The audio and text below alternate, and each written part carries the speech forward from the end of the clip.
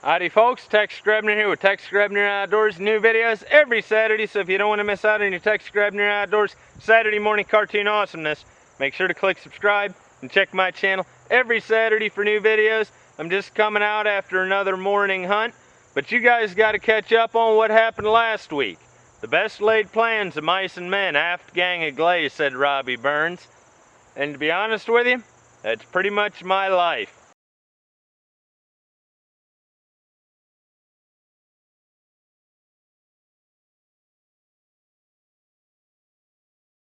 It was the first frost of the year, and sitting in the frozen darkness, the air was so still, and everything was perfect as the sun slowly began to rise to bring life into the dark hillside. I had hoped that with the frost, deer would come past my stand to absorb the south slope's sunlight. Seemed like an absolutely perfect ambush. The sun continued to rise, and I marveled at the beauty of creation, watching the frost slowly melt as the temperature slowly went up. The guns were ringing out from the river, and everything was so absolutely perfect as the geese flew toward the south. I was hopeful. But every day of hunting is exactly the same. But every day of hunting is just a little bit different. Just yesterday morning, 2 does had visited this stand about this time. And as the geese continued to fly south and the squirrels scampered amongst the tree limbs, I sat watching, waiting, and listening until finally my morning of hunting came to an end. I had sat through hours of misting rain.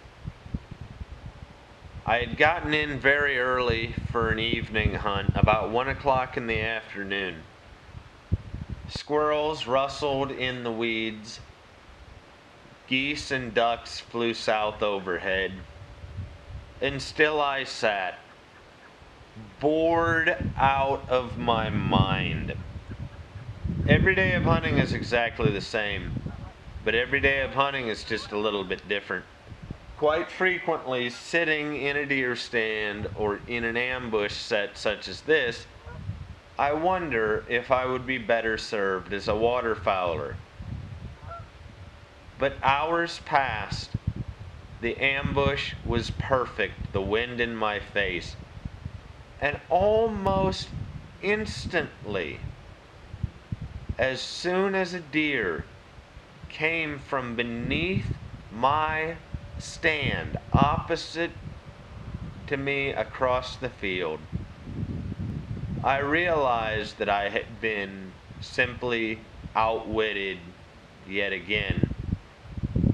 My heart began to race and my mind filled with a predatory clarity as I realized that just perhaps I might make it happen and break my whitetail curse. Sitting as still as I could, I watched 2 does come across the field and stop near the middle.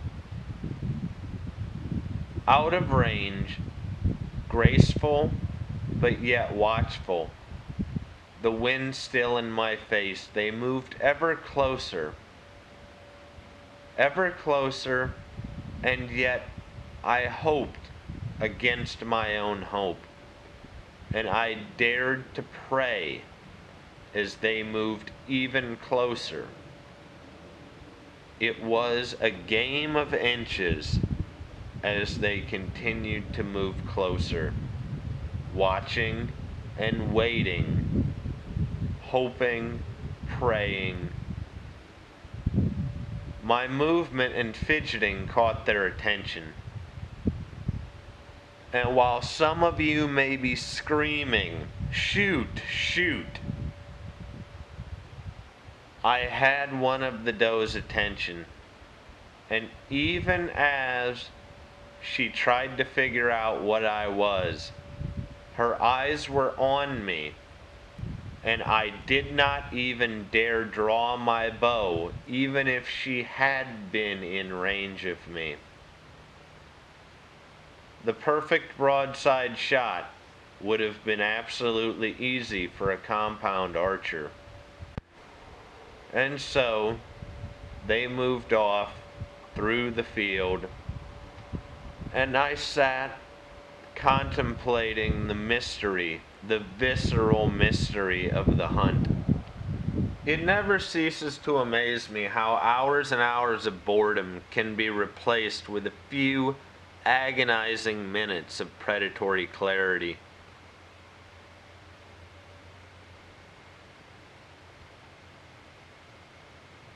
There are 29 huntable species of big game in North America.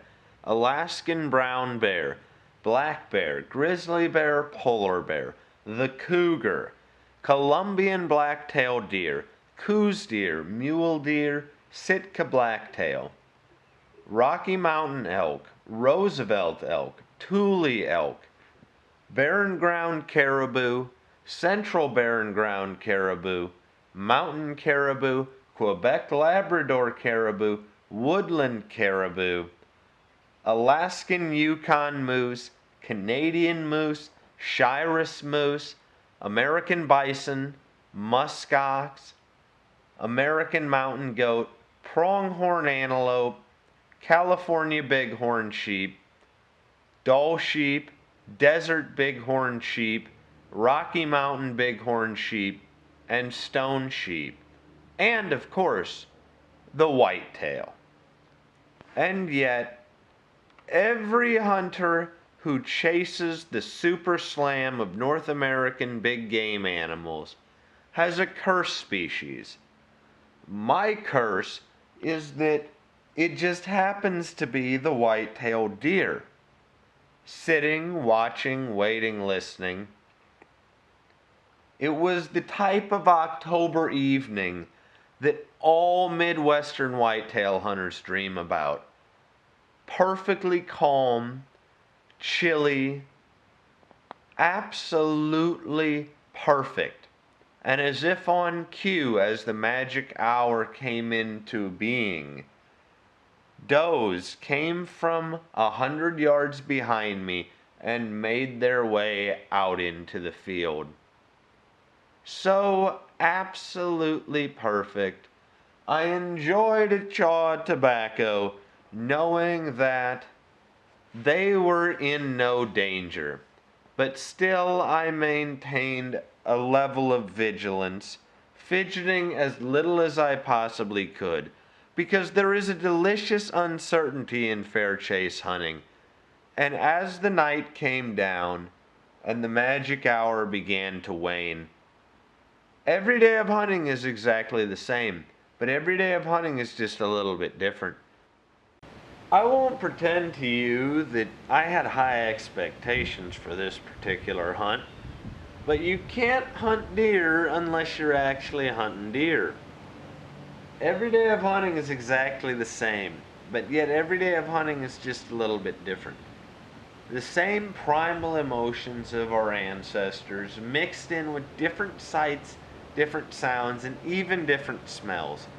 You will never know what can happen under your stand unless you're in it.